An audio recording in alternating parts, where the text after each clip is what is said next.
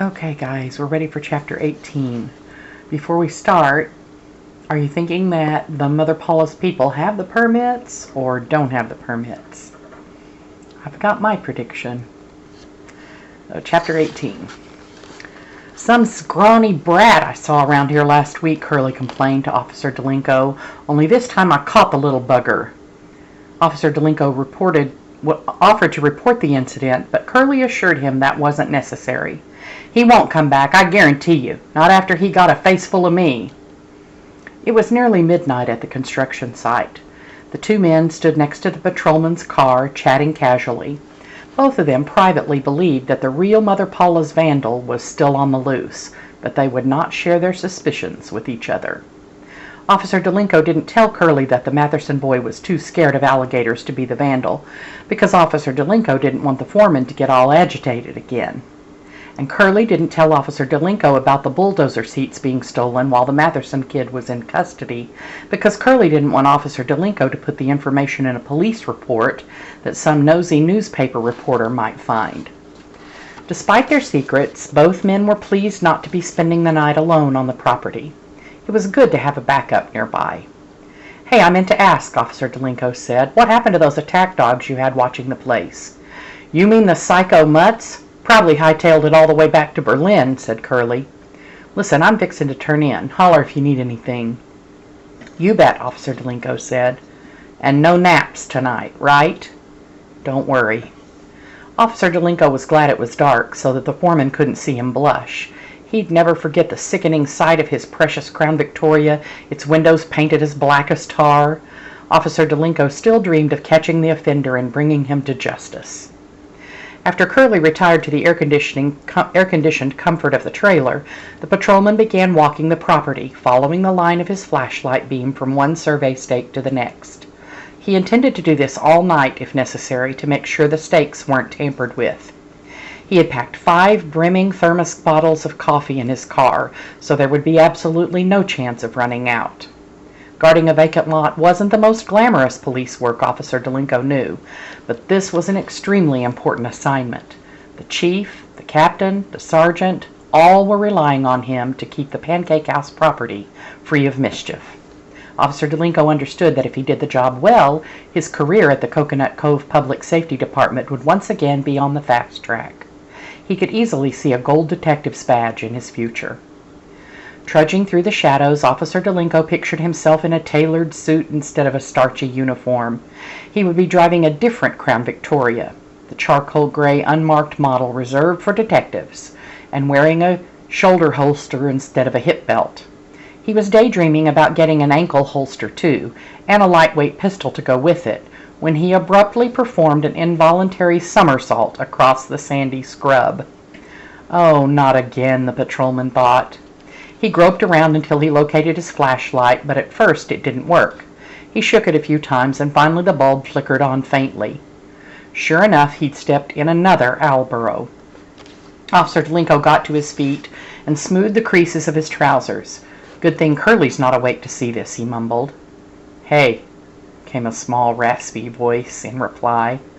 Officer Delinko slapped his right hand on the butt of his gun. With his left hand, he aimed the flashlight toward the unseen intruder. "Freeze!" the patrolman commanded. Heh, heh, heh. Back and forth went the yellow beam of light, revealing nothing. The runty, asthmatic-sounding voice seemed to come out of nowhere.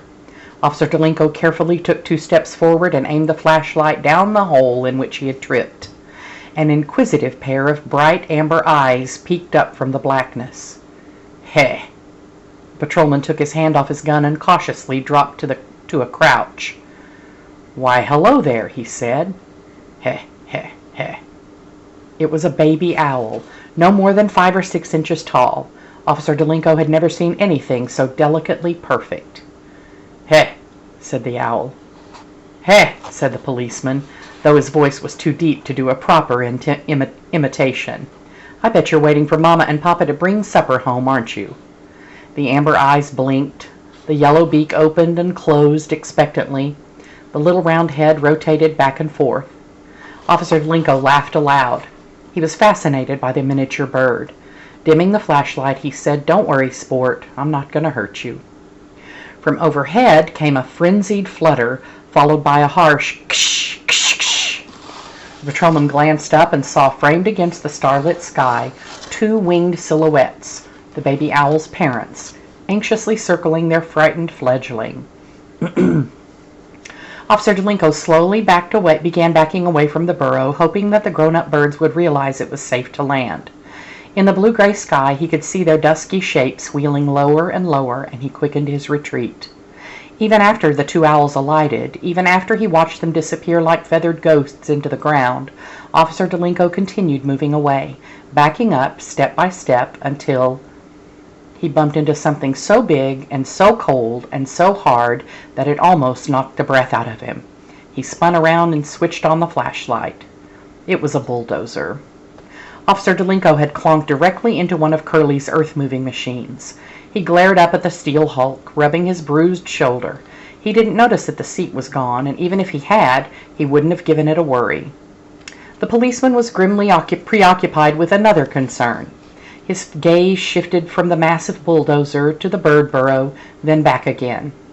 Until that moment, Officer David Delinko had been so busy worrying about solving the Mother Paula's case and saving his own career that he hadn't thought much about anything else. Now he understood what was going to happen to the little owls if he did his job properly, and it weighted him with an aching and unshakable sorrow. Roy's father had worked late, so Roy hadn't had a chance to tell him what he had learned about the owls on the internet, and that one of the Pancake House files had been removed from the building department. It seemed very suspicious, and Roy wanted to hear his father's theory about what might have happened. But Roy was speechless the moment he sat down at breakfast. There, smiling kindly at him from the back page of his father's newspaper, was Mother Paula herself. It was a half-page advertisement under a banner of bold patriotic-style lettering. It said Mother Paula's, All-American House of Pancakes, home of the world-famous mouth-watering licorice oatmeal flapjack is proud to become your neighbor in Coconut Cove. Mother Paula welcomes you to join her in person tomorrow at noon for a gala groundbreaking ceremony at the corner of East Oriole and Woodbury, the future location of our 469th family-style restaurant in the United States, Canada, and Jamaica. Roy dropped his spoon, launching a soggy wad of Fruit Loops across the kitchen. "What's wrong, honey?" his mother said. Roy felt sick to his stomach. "Nothing, Mom." Then Mrs. Eberhardt spotted the advertisement, too. "I'm sorry, Roy. It's hard to think about those poor helpless birds, I know." Mr. Eberhardt flipped the newspaper over to see what his wife and son were staring at. He frowned and said, "Guess they're moving along pretty quickly with that project." Roy stood up in a dull fog. "I better go. Don't want to miss the bus." "Oh, there's plenty of time. Sit down and finish your breakfast," his mother said. Roy shook his head numbly. He grabbed his backpack off the chair. "Bye, Mom. Bye, Dad." "Roy, wait. You want to talk?" "Not really, Dad." His father folded the newspaper and handed it to him. "Don't you have current events today?" "Oh, yeah," said Roy. "I forgot." Every Tuesday, Mr. Ryan's history students were supposed to bring a topic for a current events discussion. On those days, Roy's father always gave him the newspaper so he could read it on the bus and pick out a timely article. "How about if I take you to school today?" his mother offered. Roy could tell she felt sorry for him because of the news about the Pancake House. She thought the owls were doomed, but Roy wasn't ready to give up hope. "That's okay." He stuffed the newspaper into his backpack. "Mom, can I borrow your camera?" "Well, for a class," Roy added, wincing inwardly at the lie. "I'll be real careful, I promise." "All right, I don't see why not." Roy carefully packed the digital camera among his books, gave his mother a hug, waved to his father, and streaked out the door. He jogged past his regular bus stop and kept going all the way to the one on West Oriole, Beatrice Leaps Street. None of the other Trace middle kids had arrived yet, so Roy ran to Beatrice's house and waited on the front sidewalk. He tried to cook up a good excuse for being there in case Alana or Leon noticed him. It was Beatrice who finally came out the front door, and Roy ran up so fast that he nearly knocked her down.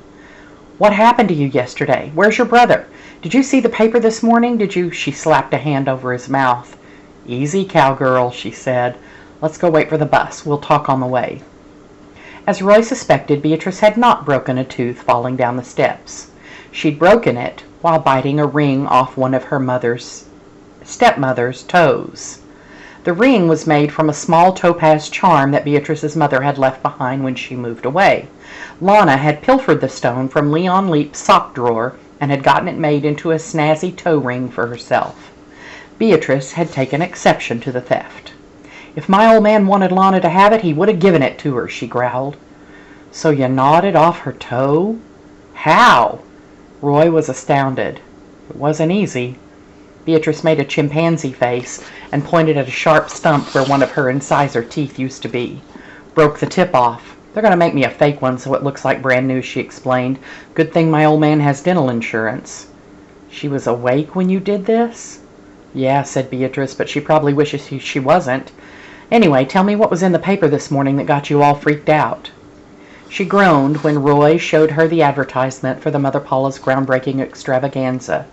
Just what the world needs, another pancake joint. "Where's your brother?" Roy asked. "You think he's heard about this?" Beatrice said she hadn't seen Mullet Fingers since Sunday. That's when the you-know-what hit the fan.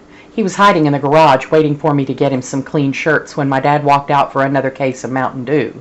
The two of them were just standing around talking, perfectly friendly, when Lana shows up and pitches a major hissy." "What happened then?" Roy said. "He ran off like a scalded dog. Meantime, Lana and my old man get into this humongous fight." "The one you told me about?" "Right," said Beatrice. "Dad wants my brother to come back and live with us again, but Lana says, 'No way, Jose. He's a bad seed.' What the heck does that mean, Tex? Bad seed. Anyway, they're not speaking to each other, Lana and my dad. The whole house feels like it's about to explode." To Roy, Beatrice's situation sounded like a living nightmare. "Need a place to hide out?" he asked. "That's okay. Dad feels better when I'm around," Beatrice laughed. "Lana told him I'm dangerous and crazy." She might be half right. When they got to the bus stop, Beatrice hooked up with one of her soccer teammates and they started talking about the previous night's game, which Beatrice had won with a penalty kick. Roy held back and didn't say much, though he felt the curious stares of the other kids. He was, after all, the boy who had defied Dana Matherson and survived. He was surprised when Beatrice Leap ditched her teammates and sat next to him on the bus. "Let me see that newspaper again," she whispered. As she studied the Mother Paula's advertisement, she said, "We've got two choices, Tex. We either tell him or we don't." "I say we do more than just tell him." "Join him, you mean? Like you said the other night?" "It's them against him.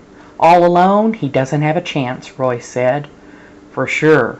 But we could all three of us end up in Juvie Hall." "Not if we're cool about it." Beatrice eyed him curiously. "You got a plan, Eberhart?" Roy took his mother's camera out of the backpack and showed it to Beatrice. "I'm listening," she said. So Roy told her. He missed homeroom because he was summoned to the vice principal's office. The long, lonesome hair on Miss Hennepin's upper lip was even curlier and shinier than the last time Roy had seen her. Oddly, the hair was now golden blonde in color instead of jet black as before. Was it possible that Miss Hennepin had dyed it? Roy wondered. "We've been informed that a young man fled from the hospital emergency room Friday night," she was saying. "A young man who was registered falsely under your identity. What can you tell me about that, Mr. Eberhart?" "I don't even know his real name," Roy said flatly. Mullet Fingers had been wise not to reveal it. Not knowing had saved Roy from telling another lie. "You seriously expect me to believe that?" "Honest, Miss Hennepin." "Is he a student here at Trace Middle?" "No, ma'am," said Roy. The vice principal was visibly disappointed. Obviously, she had hoped to claim jurisdiction over the missing runaway. "Then where does your nameless friend attend school, Mr. Eberhart?" Here goes, Roy thought. "I think he travels a lot, Miss Hennepin." "Then he's homeschooled?" "You could say that." Miss Hennepin peered narrowly at Roy. With a gaunt forefinger she stroked the luscious strand above her mouth. Roy shivered in disgust. "Mr. Eberhart, it's illegal for a boy your age not to be in school. The offense is called truancy." "Oh, I know."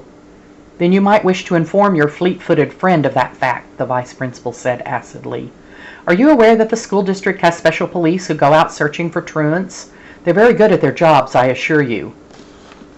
Roy didn't think the truancy police would have an easy time tracking Mullet Fingers through the woods and mangroves, but the possibility made him anxious anyway. What if they had bloodhounds and helicopters? Miss Hennepin edged closer, craning her stringy neck like a buzzard. You let him use your name at the hospital, didn't you, Mr. Eberhart? You allowed this delinquent to borrow your identity for his own shady purposes. He got bit by some bad dogs. He needed a doctor. And you expect me to believe that that's all there is to this story? Seriously? Roy could only shrug in surrender. Can I go now? Until we speak again on this subject, you and I, Miss Hennepin said. I know when I smell a rat. Yeah, thought Roy, that's because you're growing one on your lip. At lunchtime, he borrowed Garrett's bicycle and set out for the junkyard. Nobody saw him go, which was fortunate. It was strictly against the rules for kids to leave the school grounds without a note. Beatrice's stepbrother was napping when Roy burst into the JoJo's ice cream truck. Shirtless and mosquito-bitten, the boy wriggled out of the sleeping bag and took the newspaper from Roy's hands. Roy had expected an emotional reaction to the news of the groundbreaking ceremony, but Mullet Fingers remained surprisingly calm, almost as if he had been expecting it. He carefully tore out the Mother Paula's advertisement and examined it as if it were a treasure map. Noon, huh? He murmured quietly. That's only 24 hours from now, Roy said. What are we going to do? We who? You, me, and Beatrice. Forget about it, man. I'm not dragging you two into the middle of this mess. Wait, listen to me, Roy said urgently. We already talked about this, me and Beatrice. We want to help you save the owls. Seriously, we're locked and loaded. He unpacked his camera and handed it to the boy. I'll show you how this works, Roy said. It's pretty easy. What's it for? If you can get a picture of one of those birds, we can stop the pancake people from bulldozing that lot. Oh, you're full of it, the boy said. Honest, Roy said. I looked it up on the internet. Those owls are protected. It's totally against the law to mess with the burls unless you've got a special permit, and Mother Paula's permit file is missing from City Hall. What does that tell you? Mullet Fingers fingered the camera skeptically. Pretty fancy, he said, but it's too late for fancy techs. Now it's time for hardball. No, wait. If we give them proof, then they've got to shut down the project, Roy persisted. All we need is one lousy picture of one little owl. You better take off, the boy said. I got stuff to do. But you can't leave the pancake people all by yourself. You can't fight the pancake people all by yourself. No way. I'm not leaving until you change your mind. I said get out of here. Mullet Fingers seized Roy by one arm, spun him clockwise, and launched him out of the ice cream truck. Roy landed on all fours in the hot gravel. He was slightly stunned. He'd forgotten how strong that kid was. I already caused enough trouble for you and my sister. This is my war from now on. Beatrice's stepbrother stood defiantly in the doorway of the truck, his cheeks flushed and his eyes blazing. In his right hand was Mrs. Eberhart's digital camera. Roy pointed and said, You keep it for now. Get real. I'll never figure out how to use one of these stupid things. Let me show you. Nah, said the boy, shaking his head. You go on back to school. I got work to do. Roy stood up and brushed the gravel off his pants. He had a hot lump in his throat, but he was determined not to cry. You done enough already, the running boy told him. More than I had a right to expect. There were about 1,000,000 things Roy wanted to say, but the only words he choked out were, Good luck tomorrow. Mullet Fingers winked and gave him a thumbs up. Bye, Roy, he said. The newspaper contained several items that would have been excellent for current events. A missing Green Beret soldier had been rescued in the mountains of Pakistan. A doctor in Boston had invented a new drug to treat leukemia. And in Naples, Florida, a county commissioner had been arrested for taking a $5,000 bribe from the developer of a putt-putt golf course. When Roy's turn came to address Mr. Ryan's class, he didn't use any of those articles for his topic. Instead, he held up the newspaper and pointed to the torn page where the Mother Paula's advertisement had been. Most everybody here likes pancakes, Roy began. I know I sure do. And when I first heard that a new Mother Paula's was going to open here in Coconut Cove, I thought that was pretty cool. Several kids nodded and smiled. One girl pretended to rub her tummy hungrily. Even when I found out where they were going to build it, that big empty lot at the corner of Woodbury and East Oriole, I didn't see anything wrong with the idea, Royce said. And then one day a friend of mine took me out there and showed me something that changed my mind totally. Now the other students stopped talking among themselves and paid attention. They'd never heard the new kid say so much. It was an owl, Roy went on, about this tall. He held up 2 fingers, one 8 or 9 inches above the other, to show them. When my family lived out west, we saw plenty of owls, but I never saw one this small. And he wasn't a baby either. He was full grown. He was so straight and serious, he looked like a little toy professor. The class laughed. They're called burrowing owls because they actually live underground, Roy continued, in old holes made by tortoises and armadillos. Turns out that a couple of owl families hang out on that land at Woodbury and East Oriole. They made their nests in the dens, and that's where they raise their babies. Some of the kids shifted uneasily. A few began whispering in worried tones, and some looked at Mr. Ryan, who sat thoughtfully at his desk, chin propped on his hands. Roy, he said gently, this is an excellent subject for biology or social studies, but perhaps not for current events. Oh, it's definitely a current event, Roy countered. It's happening tomorrow at noon, Mr. Ryan. What is? They're going to start bulldozing to make way for the pancake house. It's like a big party or something, Roy said. The lady who plays Mother Paula on TV is going to be there. The mayor, too. That's what the paper said. A red-haired girl in the front row raised her hand. Didn't the paper say anything about the owls? Nope, not a word, Roy said. So what's going to happen to 'em? Called a freckle-faced boy from the back of the classroom. I'll tell you what's going to happen, Roy looked at Mr. Ryan. The machines are going to bury all those burrows and everything inside. No way, the red-haired girl cried, and the class erupted in agitated conversation until Mr. Ryan asked everyone to please be quiet and let Roy finish. The grown-up owls might try to fly away, Roy said, or they might just stay in the dens to protect their babies. But they'll die, the freckle-faced kid shouted. How can the pancake people get away with this? Demanded another. I don't know, said Roy, but it's not legal and it's not right. Here Mr. Ryan interrupted firmly. Hold on, Roy. What do you mean it's not legal? You need to be careful when you're making those kind of serious allegations. Excitedly, Roy explained that the burrowing owls were protected by state and federal laws, and that it was illegal to harm the birds or disturb active burrows without getting special government permits. All right, fine, said Mr. Ryan. But what does the pancake company have to say about this? I'm sure they got the proper permission. The file is missing, Roy cut in, and the foreman tried to tell me there weren't any owls on the property. Not a single one, which is a lie. The class started buzzing again. So tomorrow at lunch, Roy continued, I'm going there too. Well, just because I want the Mother Paula's people to know that somebody in Coconut Cove cares about those birds. Mr. Ryan cleared his throat. This is a sticky situation, Roy. I know how upset and frustrated you must feel, but I've got to remind you that students aren't supposed to leave school property. Then I'll get a note from my parents, Roy said. The teacher smiled. That would be the way to do it. The class was expecting him to say more, but he didn't. Look, said Roy, every day we've been reading about regular people, ordinary Americans who made history because they got up and fought for something they believed in. Okay, I know we're just talking about a few puny little owls, and I know everybody is crazy about Mother Paula's pancakes, but what's happening out there is just plain wrong. So wrong. Roy's throat was as dry as prairie dust, and his neck felt hot. Anyway, he muttered, it's tomorrow at noon. Then he sat down. The class fell silent, a long, heavy silence that roared in Roy's ears like a train.